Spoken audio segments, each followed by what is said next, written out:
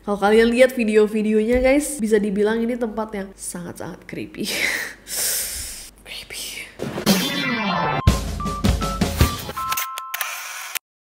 Hey guys, it's Nessie and welcome back. Lihat tanda tangan aku habis watching. Neroris, gimana kabarnya sebelum kita masuk ke materi? Excited banget untuk bahas sesuatu yang seru lagi bareng kalian. Siapa kalian? Karena malam ini kita juga bahas tentang kota-kota hantu. Nah, sebenarnya sebuah daerah itu dapat julukan kota hantu ketika dia terbengkalai, memberikan ilusi kayak kotanya kosong atau berhantu. Mungkin kalau di Indonesia kayak, itu mah daerah jin buang anak, daerah terpencil, daerah yang kosong. Walaupun namanya cukup seram, balik lagi ke kepercayaan masing-masing, apakah kota yang kosong itu benar-benar berhantu? Coba kalian komen di bawah, menurut kalian iya atau enggak? Anyways, hari ini kita akan membahas tentang kota-kota hantu terbengkalai yang sangat menarik. So without any further ado, let's get to the list.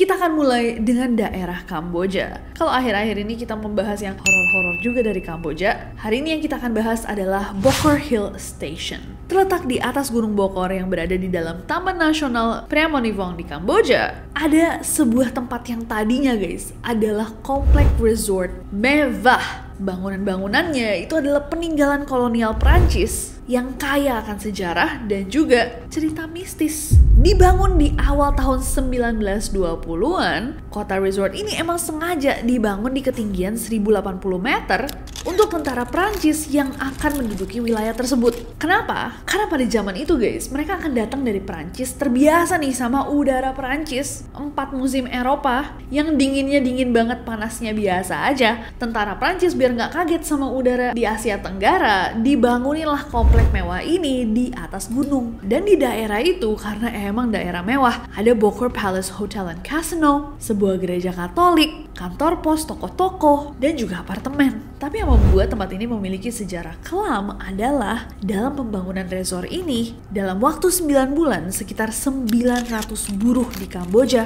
kehilangan nyawa mereka. Kenapa? Karena kondisi kerja yang keras dan juga lingkungan yang sangat sulit. Selain itu, ada kepercayaan lokal yang bilang bahwa emang tempat itu tuh mestinya nggak dibangun apa-apa. Karena resort ini didirikan di daerah pegunungan Damrai yang dianggap suci dan dihormati banget sama orang Kamboja. Jadi dipercaya 900 orang yang kehilangan nyawa mereka itu tumbang juga akibat melanggar peraturan alam. Walaupun begitu, resort ini akhirnya dibuka guys dan mencapai puncak kejayaannya di awal 1940-an. Dimana banyak banget pejabat-pejabat Perancis dan keluarga kolonial Perancis yang pergi liburan ke sana. Tapi di akhir tahun 1940-an terjadi perang Indo-China pertama, di mana ada pemberontakan lokal yang dipimpin sama gerakan independen anti-kolonial dan anti-Prancis, Khmer Isyarat. Akhirnya resort ini pun ditelantarkan. Setelah Kamboja meraih kemerdekaannya di tahun 1953, sempat nih tempat ini dihidupkan sama orang-orang elit atau kalangan elit di Kamboja, di mana sebuah kasino, gedung wali kota, dan juga bangunan tambahan untuk istana itu ditambahkan. Tapi di tahun 1972, tempat ini ditinggalkan lagi karena terjadi another conflict. Di tahun 1979, pertempuran sengit terjadi di lokasi ini juga, di mana pasukan Khmer Merah itu berlindung di gereja Katolik dan pasukan Vietnam menyerang dari Bokor Palace Hotel. Dan setelah perangnya selesai, Bokor Hill Station itu mulai dilupakan. Bangunannya mulai rusak dan lama-kelamaan ditinggalkan begitu saja, sampai kotanya jadi kayak kota hantu. Di tahun 2008, pemerintah Kamboja memberikan hak sewa selama 99 tahun kepada Sokimax Group untuk merevitalisasi Bokor Hill Station dengan proyek yang nilainya itu mencapai 300 miliar rupiah guys. Dan dilakukanlah perbaikan besar-besaran dan akhirnya selesai di tahun 2011. Tapi emang sengaja beberapa tempat itu dibiarkan dalam kondisi terbengkalainya untuk menyimpan kesan kota hantu tadi. Dan sampai hari ini kalian bisa datang ke sana guys, karena ini jadi destinasi wisata yang populer, terutama untuk petualang, para pencinta sejarah, dan juga fotografi. Atmosfer kabut pegunungan, bangunan-bangunan terbengkalai, kisah kelam di masa lalu, sejarah mistis, menambah daya tarik dari Bokor Hill Station. Coba komen siapa yang mau ke sana. Next.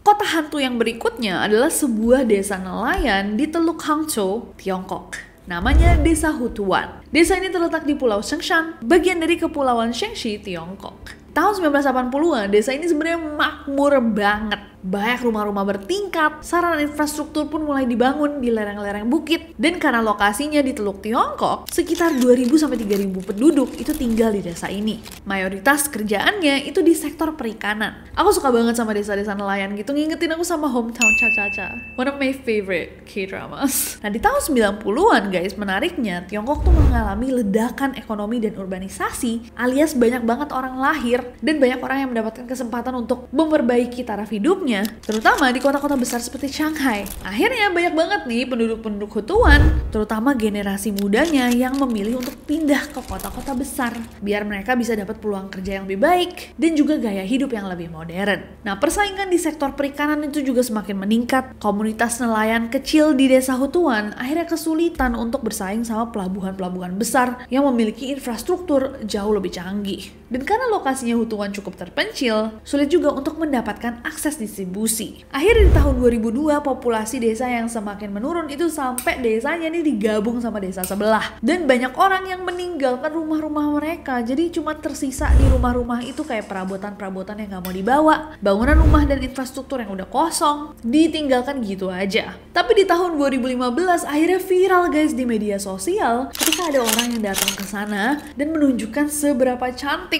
kota hantu ini. Foto-fotonya menunjukkan bahwa bangunan-bangunan di sana itu udah diklaim kembali sama alam. Tanaman semua merambat ke rumah-rumah itu, menutupi atapnya, menutupi temboknya, menciptakan pemandangan yang indah, tapi rada mistis juga, kayak kalian tinggal di negeri dongeng. Dan karena hal itu, malah Pulau Shenzhen itu mengalami lonjakan turis. Banyak banget orang yang mau datang dan ngelihat sendiri desa terbengkalai ini. Dan akhirnya di tahun 2017, pemerintah Pulau Shenzhen itu ngelihat kayak potensi, wah ini oke banget nih, jadi sarana wisata. Mulai muncul beberapa penginapan baru, dan menurut laporan berita lokal, desa ini sekarang tuh bisa mendapatkan 90.000 pengunjung setiap tahunnya guys. Dan menghasilkan sekitar 7,1 miliar rupiah. Bahkan ada anak-anak dari penghuni desa Hutuan yang sudah meninggalkan desa ini balik untuk kembali ngelihat rumah masa kecil mereka.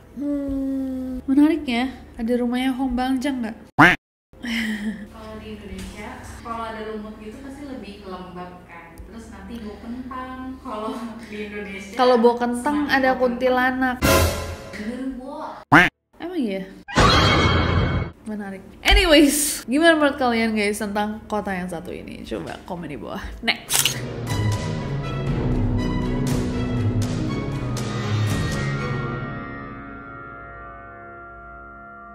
Next ada Kijongdong, Korea Utara. Nah ini menarik banget. Kota hantu yang satu ini bisa dibilang paling unik dibandingkan semua yang kita bahas malam ini. Karena beda sama kota-kota yang memang terbengkalai over time. Seiring berjalannya waktu, kota yang satu ini emang dibangun untuk dikosongkan. Maksudnya gimana Nessie? Kijongdong atau Peace Village adalah sebuah kota yang terletak di dekat zona demilitarisasi Korea bagian Korea Utara. Dan kota ini dibangun sama Kim Jong-il di tahun 1950-an. Pemerintah Korea Utara basically bilang bahwa kota indah ini dihuni sekitar 200 keluarga. Dilengkapi sama fasilitas sekolah dasar dan menengah, ada rumah sakit, pusat penitipan anak, lengkap deh. Dan kalau dilihat dari jauh, emang kelihatannya kota yang maju guys. Ada bangunan dan apartemen warna-warni, keren, makmur. Tapi ternyata kota ini emang diplanting, alias sengaja dirancang sama Kim Jong-il untuk menunjukkan kemakmuran Korea Utara sebagai image. Dan dengan harapan kalau misalkan ada orang-orang yang deket situ, mereka akan tergiur dan membelot masuk ke Korea Utara.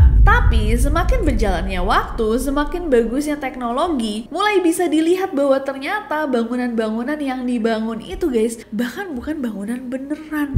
Hah? Yes, mereka tuh cangkang beton yang gak ada kacanya, gak ada jendelanya, dilihat-lihat gak ada ruang interiornya, lampu-lampunya pun dinyalakan dan dimatikan pada waktu-waktu tertentu secara seragam, dan gak pernah ada orang di sana kecuali tukang sapu yang biasanya muter-muter bersihin jalanan. Akhirnya setelah berapa lama, media internasional dan juga pihak Korea Selatan memberikan julukan baru untuk kota ini. Namanya adalah Desa Propaganda. Karena ternyata semuanya bohongan. Lebih real dan hidup Kidzania guys. Walaupun pemadam kebakarannya anak 2 tahun.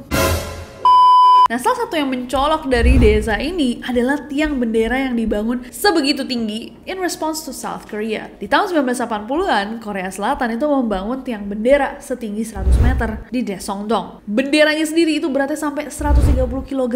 Pemerintah Korea pada saat itu kayak nggak bisa, tidak boleh, tidak. Kita dihina, kita tidak boleh kalah. Akhirnya mereka membangun tiang bendera yang lebih tinggi. Tiang bendera Panmunjom setinggi 160 meter. Yang benderanya beratnya 2 kali lipat guys dari punya Korea Selatan, 270 kg. Oh my god, kalau jatuhin orang mati sih. Bahkan sempat menjadi tiang bendera tertinggi di dunia pada zamannya, tapi sekarang jadi ke-7 tertinggi di dunia. Yang nomor 1 siapa ya? Coba kalau ada yang tahu komen di bawah. Next.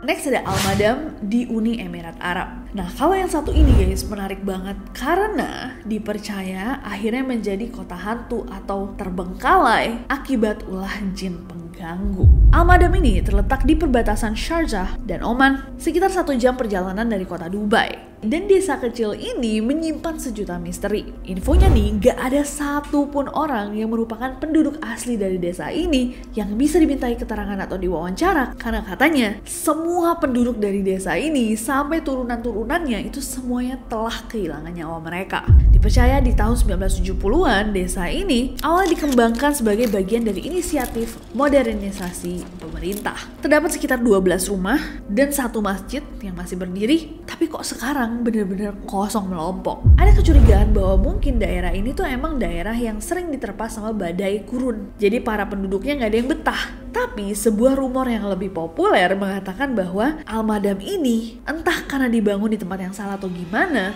dihantui sama jin penunggu yang merusak ketenangan jiwa warga.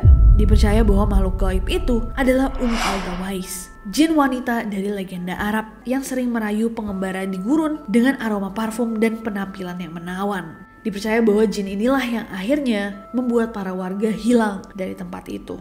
Bagaimana kalau misalkan emang dari awal nggak pernah ada yang nempatin? Well, nggak mungkin guys, karena di dalam rumah-rumah kosong itu, pintu dan jendelanya terbuka lebar dan masih ada barang-barang pribadi yang tertinggal berantakan. Seakan-akan nih, para penduduknya tuh melarikan diri dari sesuatu. Nah, meskipun nggak ada yang bisa tahu apakah cerita ini benar atau tidak, Al-Madam akhirnya sukses menarik perhatian sebagai tempat wisata, terutama di kalangan orang asing sejak tahun 2016. Meskipun popularitasnya semakin meningkat, pemerintah setempat itu masih hesitant atau masih ragu-ragu untuk menjadikan dia tempat wisata atau membiarkan orang untuk datang ke rumah-rumah ini.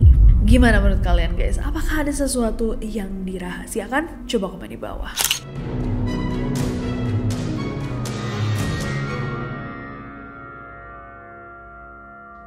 Next ada Burj Al Babas di Turki. Nah, kalau misalkan dari tadi kita membahas tentang sejarah-sejarahnya yang cukup menarik, Burj Al Babas ini guys yang menarik malah pemandangannya. Siapa yang pas kecil nonton film-film Disney dan kebayang suatu hari nanti akan bisa tinggal di sebuah kastil atau istana?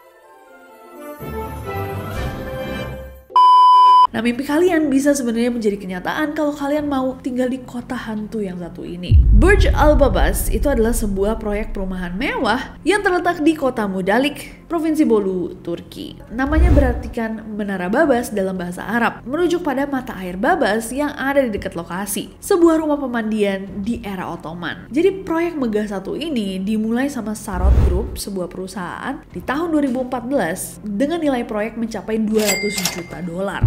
Rencana gila mereka adalah untuk membangun 732 villa seluas 325 meter bergaya kastil Perancis. Dilengkapi sama kolam renang, jacuzzi, pemanas lantai, di daerah yang memiliki pusat perbelanjaan, restoran, spa, pemandian, dan lapangan golfnya sendiri. Tadinya perusahaan Sarot Group ini ingin menjual unit-unit yang ada di sini seharga 370.000 US dollars sampai 530.000 US dollars. 6-8 miliar rupiah. Siapa coba yang punya uang banyak kayak gitu? Well, target mereka adalah investor-investor kaya dari Teluk Arab dan kawasan Timur Tengah kayak Qatar, Bahrain, Kuwait, Uni Emirat Arab, dan Arab Saudi. Nah tentunya gaya kastil Prancis ini kan cukup random ya dan aneh. Maksudnya untuk dibangun di situ gitu. Mereka juga mendapatkan kritik dari pemerintah setempat dan warga-warga sekitar yang khawatir mereka merusak esensi budaya dan sejarah dari daerah yang ada. Selain komplain dari awal itu, dari awal pembangunannya juga, Sarot Group ini sudah menghadapi tuduhan menebang pohon secara ilegal untuk membangun resort dan perumahan ini. Dan dengan semua komplain dan tuduhan dan juga concern orang-orang yang kayak yakin kalian mau bikin kastil identik sebanyak 700 unit. Mereka punya mentalitas gaspol guys. Kalau misalkan perumahan-perumahan sekarang mungkin punya unit contoh atau rumah contoh 1-2 biji, ini mereka bangun 500-an. Bahkan terakhir itu sudah terbangun sekitar 587 unit. Nah yang menariknya adalah ada some point di mana setengah dari unit ini sudah terjual guys. Ada orang-orang yang actually tertarik untuk tinggal bersama-sama di kastil kembar. Tapi proyeknya akhirnya eventually mengalami masalah keuangan karena terjadi krisis ekonomi di Turki. Para investor asing juga turun minatnya. Kemudian diterpa juga mereka sama utang besar dan gagal bayar pinjaman oleh para pengembang.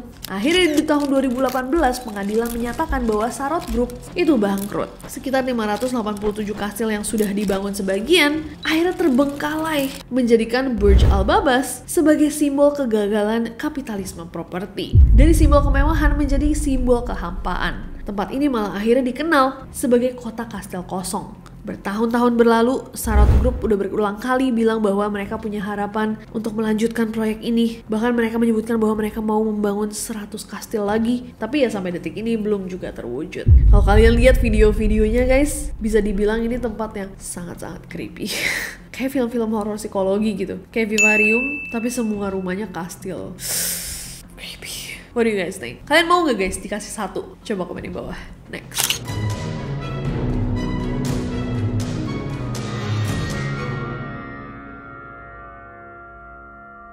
Oke guys, dan yang terakhir kita akhiri dengan kota hantu di Indonesia. Ini adalah Beras Tepu di Sumatera Utara. Terletak di Kabupaten Karo, Sumatera Utara, desa ini dulunya adalah rumah bagi ratusan keluarga yang sayangnya harus meninggalkan rumah mereka akibat bencana Gunung Sinabung. Gunung Sinabung, kalau kalian nggak tahu guys, adalah salah satu gunung berapi aktif yang terletak di Sumatera Utara dengan ketinggian 2.451 meter. Sebenarnya sejak 1600-an itu nggak ada sejarahnya Gunung Sinabung ini akan meletus. Tapi kok pada tahun 2010 ada tanda-tanda indikasi bahwa gunung yang tidak aktif selama berabad-abad ini tiba-tiba aktif lagi. Hal ini dikarenakan aktivitas magmatik di perut bumi di sekitar Sinabung area. Dan tanggal 27 Agustus tahun 2010, gunung ini tiba-tiba mengeluarkan asap dan abu vulkanik yang disusul dengan letusan lava tanggal 29-nya. Status gunung langsung naik menjadi tertinggi di level 4 dengan status awas. Pada 7 September, gunung kembali meletus, menyemburkan debu vulkanik itu sampai ketinggian 5.000 meter di udara guys. Suara letusannya itu sampai kedengeran dalam jarak 8 km. Akhirnya warga di sekitar itu langsung panik. Mereka juga belum pernah menghadapi erupsi gunung berapi. Akhirnya 12.000 warga diungsikan ke 8 titik lokasi yang berbeda. Sayangnya setelah mereda selama 3 tahun, Sinabung kembali aktif lagi di tahun 2013. Terjadi 4 kali letusan di antara 15-17 September. Sampai puncaknya itu sepanjang bulan November tahun 2013. Karena kondisi alam yang semakin tidak menentu, pemerintah Kabupaten Karo akhirnya memutuskan untuk memindahkan seluruh penduduk dari desa ini ke tempat yang lebih aman secara permanen. Tentunya ini hal yang berat banget guys, meninggalkan rumah dan komunitas, kampung halaman. Dan setelah lebih dari 10 tahun yang ditinggalkan, desa ini yang tadinya ramai banget jadi sunyi, terbengkalai, menciptakan suasana yang bisa dibilang ngeri untuk orang-orang yang mengunjunginya. Tanah-tanah pertanian yang tadinya sumber kehidupan juga jadi rusak. Ada abu vulkanik tebal yang menyelimuti rumah-rumah. Rumah-rumah di sana pun udah pada mulai ambruk. Perabotan yang tertinggal itu udah mulai lapuk. Dan jalanannya ditumbuhi sama rumput liar yang lebat. Tapi desa ini menjadi saksi bisu dari kedahsyatan kekuatan alam. Sad times. Itulah tadi kota-kota berhantu, tapi yang kita bahas itu hari ini lebih di area Asia. Coba komen di bawah guys, mana yang menurut kalian paling menarik dan apakah kita mau bahas dari benua-benua lain yang mungkin punya sejarah yang gak kalah mind blowing. Apakah kalian pernah berkunjung ke kota-kota hantu, rumah-rumah yang terbengkalai? Aku juga sering lihat di internet kayak ada beberapa tempat yang menawarkan rumah dengan harga murah banget, tapi karena rumahnya ada di daerah-daerah terbengkalai gitu. Apakah kalian tertarik guys? Kayak kalau nggak salah Harry Styles tuh punya rumah di daerah terbengkalai gitu. Di mana ya? Aku lupa. Di Jepang juga banyak rumah-rumah yang sudah ditinggalkan, dijual dengan sangat murah. Di Italia ada program rumah 1 euro cuma 16.000 rupiah guys, tapi biaya bangunnya miliaran kayaknya. Kayak memang ada program-program pemerintah negara-negara tertentu guys yang menjual rumah dengan harga yang sangat murah karena memang daerah itu kekurangan orang. Kalau kalian ditawarkan rumah-rumah dengan harga super murah, apakah tertarik untuk pergi? Coba komen di bawah apa yang harus kita bahas berikutnya yang gak kalah menarik. Sekalian idenya taruh bawah, dan besok kita ketemu di Neror. Siap-siap untuk cerita yang menyeramkan, dan jangan lupa subscribe karena aku gak sabar untuk ketemu kalian. Bye bye.